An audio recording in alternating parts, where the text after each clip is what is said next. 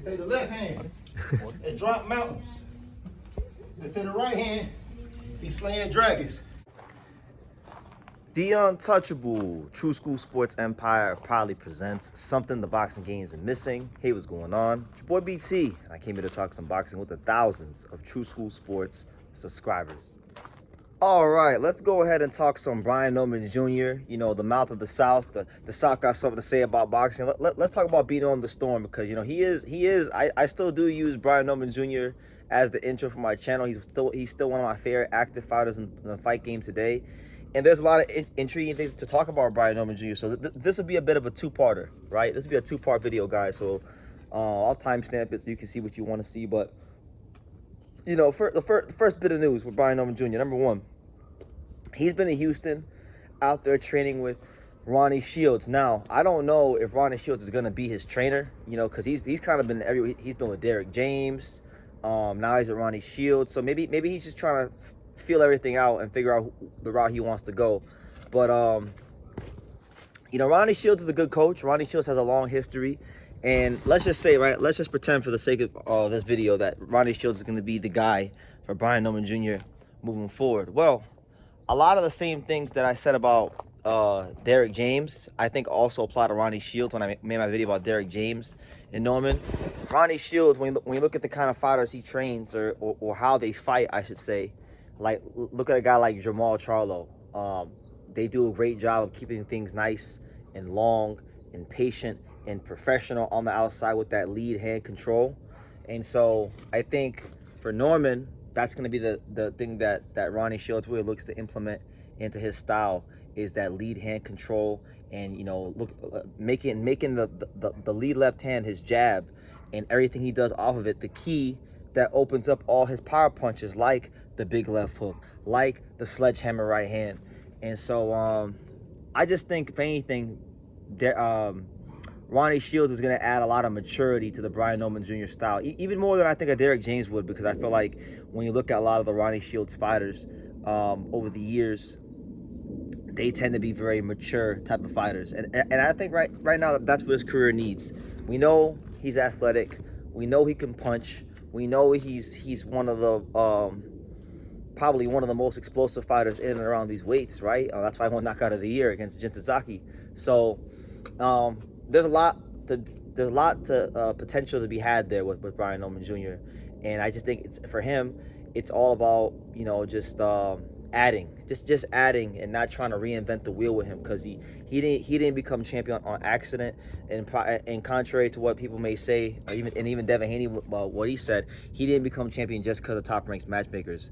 They played a role, because anytime a guy wins a world title, no matter which promotional company it's with, you know, obviously it takes a village. It takes a village to make something great in boxing. However, you know, he got there because he's a damn good fighter, right? So good thing about Houston too is, you know, there's Houston's one of the hot spots in America for sparring, so it won't be hard for Norman to get a top sparring.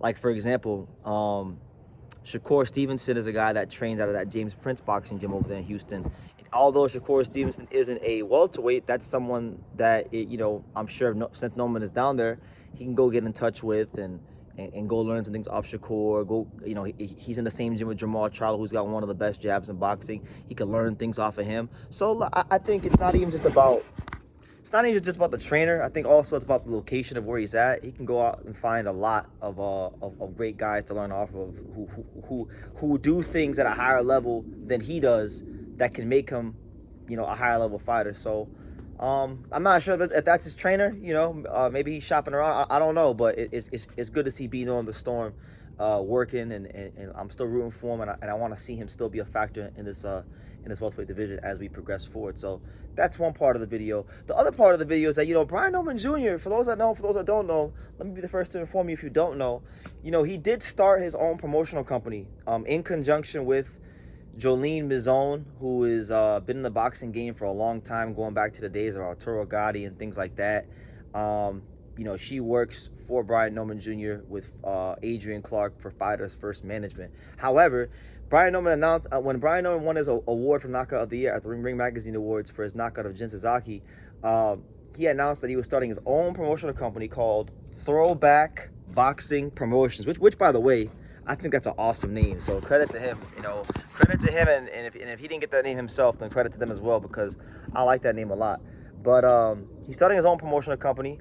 I'm not really sure what role he has in the promotional company, to be honest with you, or how much he's involved with that. But I know that Jolene Mizone is doing her thing on there, and they've announced their first signing, which, by the way, it's not crazy that he signed this guy, because this guy, if I'm not mistaken, he's also under management with Adrian Clark, because I've seen videos like on Adrian Clark's Instagram with Brian Norman and Dominique Trap Francis, who's also signed up Adrian Clark, and many other fighters from Fighters First Management. I've seen him in the videos, right? But I digress. Brian Norman Jr.'s first signing to Throwback Boxing Promotions is actually a co-promotional deal with Zuffa Boxing and Edwin De Los Santos. Yes, Brian Norman Jr. has signed Edwin De Los Santos to Throwback Boxing Promotions. Now, what does this mean?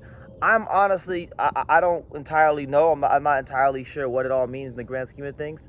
I think it's good that Edwin De Los Santos is going to be looked after by good people, and he's already with Zuffa Boxing now too, so he's gonna get some much needed structure in his career. Because let's be real, Edwin De Los Santos is not gonna be a guy that fighters voluntarily pick to fight. It's not gonna happen. He had Shakur Stevenson running for his life when they fought. Keyshawn Davis never, so for all that talking and hooting and hollering that Keyshawn Davis is doing in these streams, and doing these streams with Dean the Great and all these guys on Kick, and he's calling out Devin and he's calling out Lewis Crocker. I ain't seen Keyshawn Davis spin that block once to go fight Edwin De Los Santos, a guy that he had a scheduled fight with, and then he missed weight and then didn't fight. So it actually goes to show you, Shakur didn't want a rematch. Keyshawn never circled the block, and a lot of guys never, circled the block to fight him, right? So that's why he needs to be in Zuffa Boxing, because guys don't want to just fight him. But nonetheless, Throwback Boxing Promotions is here, and they're on the map. And I got the press release in my email the other day, and I was reading it, and yeah, it's a co-promotional deal with Zuffa Boxing. So that's also interesting too, because Zuffa Boxing has stated that they don't want to work with other promoters, like the big promoters. But then I've seen Ricardo Salas, the welterweight, who's with Brendan Gibbons and Sean Gibbons and their promoters with Manny Pacquiao Promotions and Viva Promotions. They got their own things going on. So I'm really Zuffa is interesting. Seeing they won't work with any of the big promoters, but I'm starting to notice that they work with promoters that are smaller that don't have as much influence. So that's another caveat to look out for. But yeah, that's the news as far as it comes to being on the Storm, one of my favorite fighters in boxing, and a guy that I still think is a very interesting person to follow in the sport. He's with Ronnie Shields out there in Houston, trying to sharpen the blade, so to speak, and get right for his next fight. And then on the promotional side of things, with Throwback Boxing Promotions, he has signed Edwin De Los Santos, and it is in fact a co-promotional deal in conjunction with the fine folks at Zuffa Boxing. So let me know what you guys think in the comments down below. Make sure you guys take the time to subscribe.